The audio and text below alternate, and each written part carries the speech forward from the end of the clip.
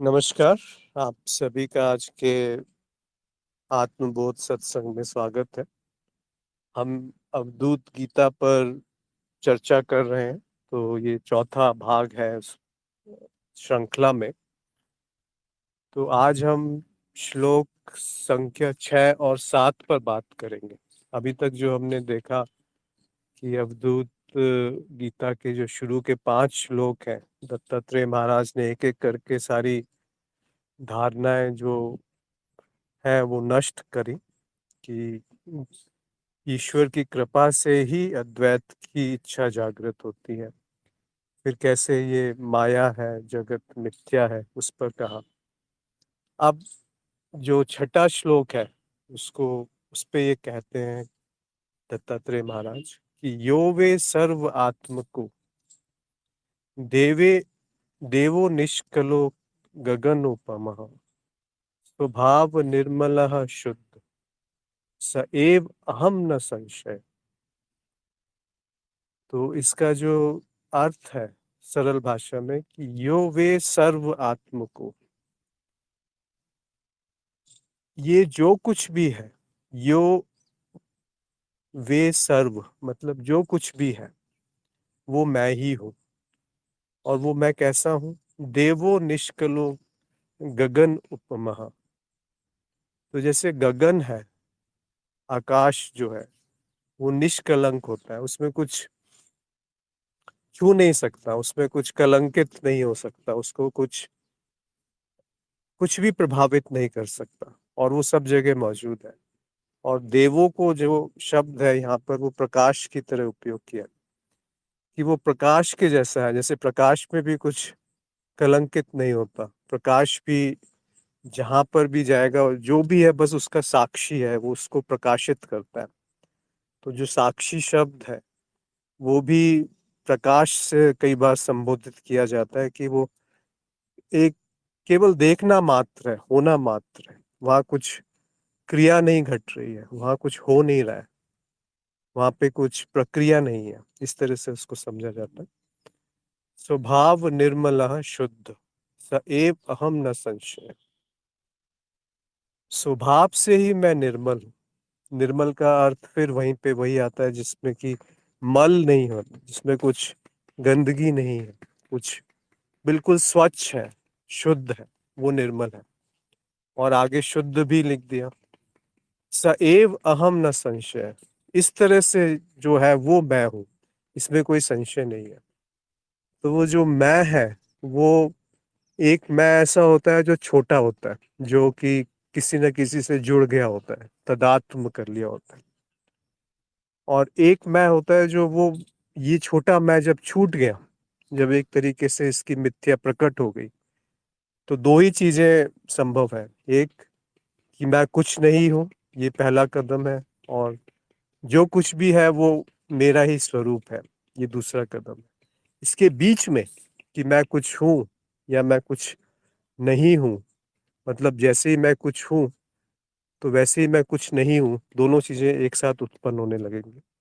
तो जैसे ही मैं कुछ बना तो कुछ और प्रक्रिया शुरू हो गई, कुछ संबंध बन गए, कुछ भावनाएं उत्पन्न होनी शुरू हो गई, सब घटने लगेगा, इच्छाएं उत्पन्न हो जाएंगी, कुछ पाना है, कुछ करना है, कर्ता भाव आ जाएगा, अहम भाव आ जाएगा। तो या तो मैं सब कुछ हूँ या मैं कुछ नहीं हूँ, और दोनों बातें एक ही हैं। तो इस तरीके से इसको समझा जा सकता है पहले श्लोक, छठे श्लोक को। यो वे सर्व आत्मको देवो निष्कलो गगन उपमा। गगन की तरह, प्रकाश की तरह निष्कलंक, और वो कोई और नहीं है, वो मैं ही हूँ। और ये सब कुछ यानी कि कुछ भी जो प्रकट है या अप्रकट है, चाहे वो स्थूल है या सूक्ष्म है, वो सब का सब आत्म को मतलब मैं ही हूँ। आत्म को का यहाँ शब्द है साक्षी, दृष्टा। तो वो जो दृष्टा है वो मैं हूँ। स्वभाव निर्मल है शुद्ध। स्वभाव ही निर्मल है, शुद्ध है। कुछ करके शुद्ध नहीं होना है, कुछ करके निर्मल नहीं बनना है। सएव अहम न संशय, इसमें कोई कोई इसमें संशय नहीं होना चाहिए। कोई इसमें डाउट नहीं है, कोई इसमें संदेह नहीं होना चाहिए। संदेह का अर्थ भी वही होता है कि देह के साथ जब एक हो गए तो वो संदेह है। और जैसे ही देह से तदात्म में टूटा तो वो जो अहम प्रकट होगा वो वृहद है, वही ब्रह्मन है। और उसी ब्रह्मन को शुद्ध कहा गया है, उसी ब्रह्मन को निर्मल कहा गया है, और उसी को स्वभाव कहा गया है। तो आशा है ये स्पष्ट हुआ होगा। और अगर किसी को इस पे कुछ देखना है, सुनना है, या अगर कुछ चीज ऐसी है जो इस श्लोक में स्पष्ट नहीं हुई है तो आप पूछ सकते हैं। परंतु इतना साफ है कि कुछ कहने के लिए नहीं है। ऐसा भी नहीं है कि किसी शब्द का कुछ और अर्थ निकल जाए यहाँ पर। यो वे सर्व आत्मको, ये जो कुछ भी है वो मैं ही हूँ। देवो निष्कलो गगन उपमा, एक प्रकाशमय गगन की तरह जिसको कुछ कलंकित नहीं कर सकता। स्वभाव निर्मल है, शुद्ध, स्वभाव से ही निर्मल और शुद्ध है। ऐसा जो अहम है, ऐसा जो मैं है, वही आत्मन है और वही संपूर्ण है। इसी को कहा गया कि इसमें कोई संशय नहीं रहना चाहिए कि ये किसी ने कह दिया। देखिए यहाँ पे एक बड़ा समस्या है कि आपने ये नकार दिया कि मैं ये नहीं हूँ, ये नहीं हूँ, ये नहीं हूँ। फिर जो बचा वो आपने मान लिया कहीं से सुन के कि मैं आत्मन हूँ, मैं साक्षी हूँ, या मैं ब्रह्मन हूँ। पर ये जो शब्द है ना, ये शब्द के तौर पे अगर रह गए तो वो आप जान नहीं पाएंगे कि वो क्या कहा गया है उधर पे। इसीलिए यहाँ पे गुरु की आवश्यकता होती है कि जो देख सकता है कि आपने शाब्दिक तौर पे बौद्धिक रूप से इसको समझ लिया है, इसको जान लिया है, परंतु वो आपका सत्य नहीं हुआ है, ये गुरु ही देख के बता सकते हैं। और वो जब देखते हैं तो बहुत आसानी से वो साधक को, जो तैयार है, जो एक खुले दिमाग से जानना चाहते हैं, जिनमें समर्पण है, श्रद्धा है और गुरु से प्रेम है, एक संबंध है गुरु के साथ, तो बहुत आसान हो जाता है फिर। और वो कृपा ही है जहाँ से दत्तात्रेय महाराज ने शुरू किया कि ईश्वर कृपा, वो जो ईश्वर है वो गुरु के स्वरूप में मौजूद होते हैं, उपलब्ध होते हैं भौतिक जगत में। और वो संबंध आपको उस ईश्वर से ही तो बना रहे हैं कि तुम ही तो वो हो, और तुम और मैं अभिन्न है, मतलब अनन्य है, दो नहीं है, एक है। सारा का सारा खेल जो है वो तू और मैं का ही है। तो अहम ब्रह्मस्मि का अर्थ ही है कि जो मैं तुमने अपने आप को समझ रखा है, वो मैं जो है, वो मैं जो है एक मिथ्या है, ढूंढेंगे तो कहीं मिलेगा नहीं। और वो जो मैं है, जब ब्रह्मन स्वरूप या उसमें उसमें मिल जाता है तो वो अहम ब्रह्मस्मि हो गया या तत्वमसि हो गया। तो यदि किसी का इसमें कुछ संदेह नहीं है, संशय तो वैसे उन्होंने कह दिया कि कोई संशय है नहीं इस बात पर, श्लोक में ही लिख दिया। तो हम 7वें श्लोक पे बढ़ते हैं। हम एव अव्यय अनंत शुद्ध विज्ञान विग्रह, सुखम दुखम न जानामि कथम कस्यापि वर्तते। अब इसको और स्पष्ट कर रहे हैं, जो छठे श्लोक में कहा है, सूत्र में कहा है, उसी को और स्पष्ट किया जा रहा है कि अहम एव अव्यय।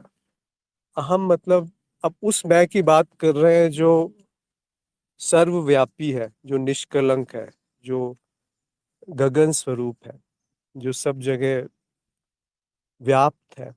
उस मैं की बात कर रहे हैं जो निर्मल है, जो शुद्ध है। क्या कह रहे हैं कि एव का अर्थ है कि ऐसा ही है।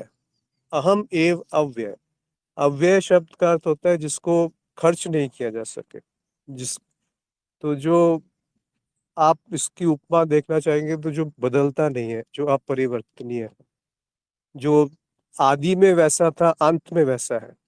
और जो आदि में वैसा है और अंत में वैसा है तो मध्य में भी वैसा ही रहेगा। तो जो बदलाव है वो केवल एक प्रतीति है, मिथ्या है, संभावना है ही नहीं, पर प्रतीत होता है कि है। और जो आदि में कुछ और था, अंत में कुछ और है, वो मध्य में भी है नहीं। और जो आदि में जैसा था, अंत में भी वही है, तो वो मध्य में भी वैसा ही है। तो दोनों तरीके से ये एक ही निर्णय पे निकलते हैं कि अहम एव अव्यय। मुझ में कुछ बदलाव नहीं है मुझ में कुछ खर्च नहीं किया जा सकता, मुझे कुछ बदल नहीं सकता उसमें। अनंत, कोई अंत नहीं है। शुद्ध, शुद्ध शुद्ध स्वरूप है। विज्ञान, ऐसा मैं हूं। और विग्रह का अर्थ है मूर्ति या देह। तो पूरे वाक्य को पढ़ेंगे तब स्पष्ट होगा कि हम एव अव्यय, अनंत, शुद्ध, विज्ञान, विग्रह। ये जो कुछ भी प्रकट है वो भी मैं ही हूँ। ये जान लो, चाहे उसको आप ज्ञान के स्वरूप में जान लो, एक बोध के स्वरूप में जान लो, या होकर के दिखने लगेगा, या गुरु की कृपा से वो चमकने लगता है एक प्रकाश की तरह, निष्कलंक शुद्ध रूप। सुखम दुखम न जानामि। जब सब कुछ मैं ही हूँ, सब जगह अनंत है, जो अव्यय है, जो शुद्ध है, और जो भी प्रकट है वो मेरा ही स्वरूप है, तो सुख और दुख को मैं कैसे परिभाषित करूं? सुखम दुखम न जानामि, कथम कस्यापि वर्तते। कैसे और कथम मतलब किस तरीके से मैं उसको वर्णित करूं या परिभाषित करूं कि क्या सुख है और क्या दुख है। न सुख को मैं जानता हूं, न दुख को मैं जानता हूं, क्योंकि दोनों एक बदलाव है। और ऊपर ही पंक्ति में कहा गया है कि जो अव्यय है, जो बदलता नहीं है, वो स्वरूप है, वही तत्व है। आप स्वरूप बोल लीजिए, तत्व बोल लीजिए, साक्षी बोल लीजिए, आत्मन बोल लीजिए, पर वही तो है। उसके अलावा है क्या? ये समझना थोड़ा सा कभी मुश्किल हो जाता है कि मैं तो छोटा सा एक अनुभव मात्र हूँ, जो एक मनोशरीर के यंत्र के माध्यम से कुछ अनुभव हो रहा है, वो मैं हूँ। और मुझे तो ये भी नहीं पता कि सामने वाला जो व्यक्ति है वो क्या सोच रहा है। तो ये कैसे हो गया कि जो कुछ भी है वो मैं हूँ? ये तो विरोधाभास है यहाँ पर आप देखिए, थोड़ा सा अज्ञान है यहाँ पर, इसलिए वो उपमा के रूप में समझा रहे हैं कि जो आकाश है, जो प्रकाश है, जैसे वो निष्कलंकित रहता है, और अगर आकाश को आप हटा दीजिए तो कोई वस्तु का अनुभव होगा क्या? अगर प्रकाश को आप हटा दीजिए तो कुछ दिखाई पड़ेगा क्या? इसको एक और तरीके से समझिए कि आप इतने शुद्ध हैं, इतने पवित्र हैं कि वहां पे कोई छवि नहीं है। अगर छवि होती तो कोई दृश्य नहीं दिखता। अगर उस स्वरूप में कुछ ध्वनि होती तो कुछ सुनाई नहीं पड़ता। अगर उस स्वरूप में, उस शुद्ध चैतन्य में कुछ अगर स्पर्श होता या कुछ गंध होती, तो फिर ना स्पर्श का अनुभव होता, ना गंध का अनुभव होता। अगर वहां कुछ विचार होते तो दूसरे विचार को कैसे कोई जानता? अगर वहां कुछ भावना होती तो भावना जो प्रकट है वो कैसे जानी जाती, प्रकाशित होती? तो जो प्रकाशित, जो प्रकाशमय है, जो स्वयंभू है या स्व प्रकाशित है, उसमें कुछ नहीं है। उसमें एक खालीपन मिलेगा, एक शून्यता मिलेगी, एक निष्कलंकता मिलेगी, एक अव्ययता मिलेगी, एक अनंतता मिलेगी। इसीलिए वो दोनों शब्द एक साथ प्रयोग करते हैं कि नकारात्मक भी और सकारात्मक भी, कि अव्यय है, अनंत है, और वही शुद्ध है, वही ज्ञान है, और वही विग्रह है। यानी जो भी वस्तुएं प्रकट है, विग्रह को आप प्रकट वस्तु में भी मान सकते हैं। तो जो प्रकट है वो भी अनंत है, अव्यय है, और वो भी मैं ही हूँ। अहम एव अव्यय अनंत शुद्ध विज्ञान विग्रह। तो इस अवस्था में जिसने क्षण भर भी स्थिति हो गई, तो वो कैसे सुख दुख पे फंसेगा? ना उसको सुख प्रभावित करेगा ना उसको दुख प्रभावित करेगा। ऐसा नहीं कि वो सुख दुख नहीं होंगे, ऐसा नहीं कहा गया। पर वो ना जाना में जो साक्षी है वो जानता ही नहीं कि क्या सुख है और क्या दुख है। अब ये सबके अनुभव और तर्क से भी शायद समझना मुश्किल होगा, क्योंकि हमारा सारा जीवन या तो सुख के पीछे है या दुख से दूर भागने में ही व्यतीत हो जाता है। जबकि सुख और दुख एक ही है, उनमें कोई भेद नहीं है। सुख में भी दुख है और दुख में भी कभी कभी सुख है। या ऐसा समझिए कि अगर दुख नहीं होता तो सुख क्या है कोई परिभाषित नहीं कर सकता था, और यदि सुख नहीं है तो दुख क्या है ये कोई नहीं जान सकता था। तो दोनों एक ऐसा है जो रंग होता है, जैसे एक ही रंग के अलग अलग उसमें शेड्स होते हैं। जैसे ग्रे रंग होता है जो काला और सफेद, उसके बीच में सैकड़ों शेड्स मिल जाएंगे उसके, जो पता नहीं हिंदी में मेरे को शब्द नहीं पता। तो अलग अलग जो उसके शेड्स मिलेंगे वो भी तो उसी का मिश्रण है, काले और सफेद का, पर वो बिल्कुल भिन्न दिखेंगे। तो जो पूरा पूर्ण अंधकार है वही प्रकाश है, और जो पूर्ण प्रकाश में है वो भी अंधकार के समान है। तो दोनों एक ही है और दो ही है, ऐसा भी नहीं कि वो तीन चार रंगों का मिश्रण है, पर उसमें सैकड़ों आपको कॉम्बिनेशंस या उसके वो मिल जाते हैं, शेड्स। तो ऐसा ही कुछ है कि आपका स्वरूप ही सब जगह प्रकट है, और वो ऐसा प्रकट है कि ना तो उसमें कुछ घटाव होता है ना कुछ बढ़ता है। पूर्णम अधः पूर्णम इधः, मतलब पूर्ण से ही पूर्ण निकल करके पूर्ण ही पूर्ण रहता है। उसमें कुछ जोड़ा नहीं जा सकता। अगर जोड़ दिया तो वो पूर्ण नहीं हुआ, अगर हटा दिया तो वो पूर्ण नहीं हुआ। ऐसा अब कहने में तो बहुत अच्छा लगता है, पर जब आप इसको अपने जीवन में देख पाएंगे कि जैसे प्रेम है, प्रेम कितना भी बांट दो वो कम नहीं होता।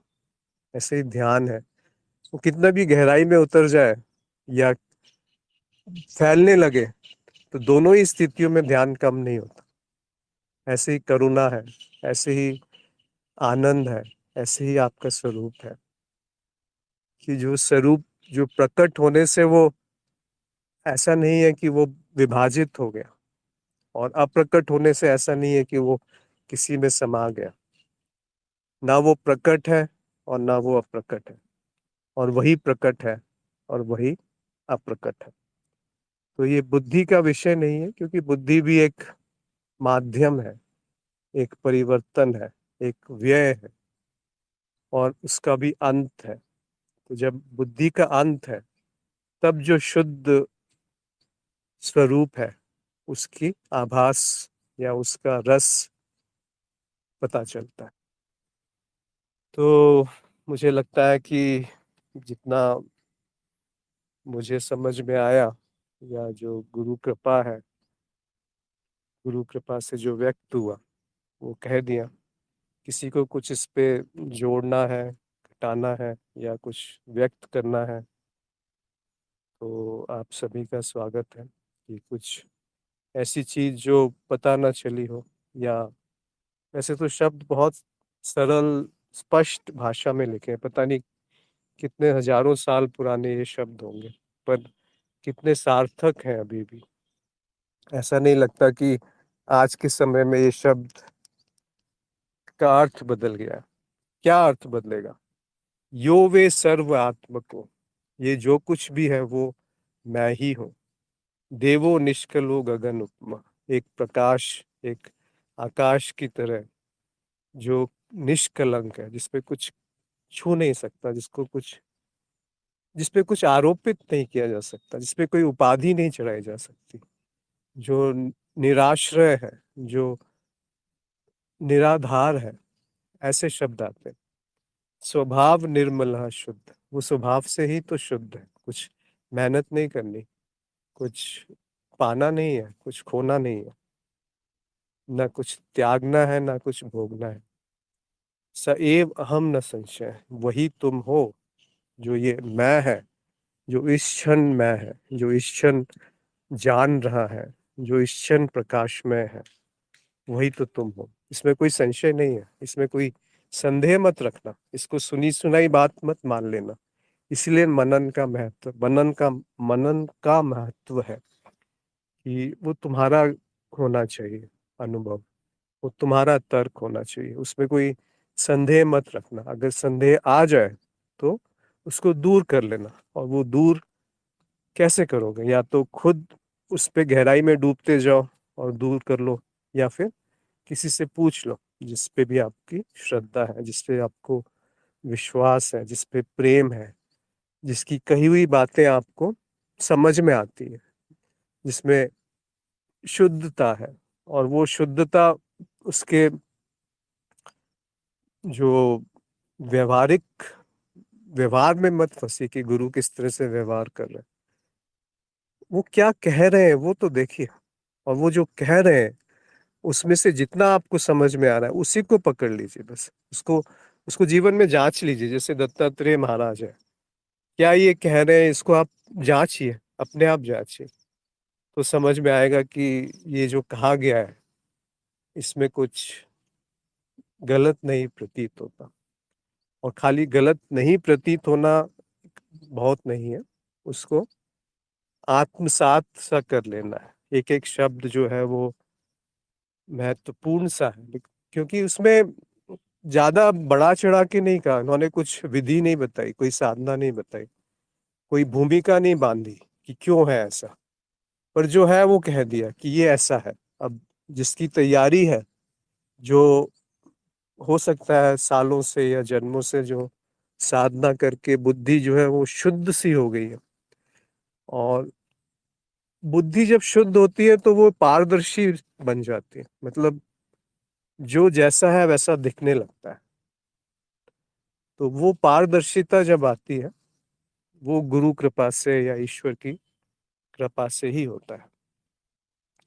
फिर दूसरे श्लोक में यही कह दिया, अहम एव अव्यय अनंत शुद्ध विज्ञान विग्रह।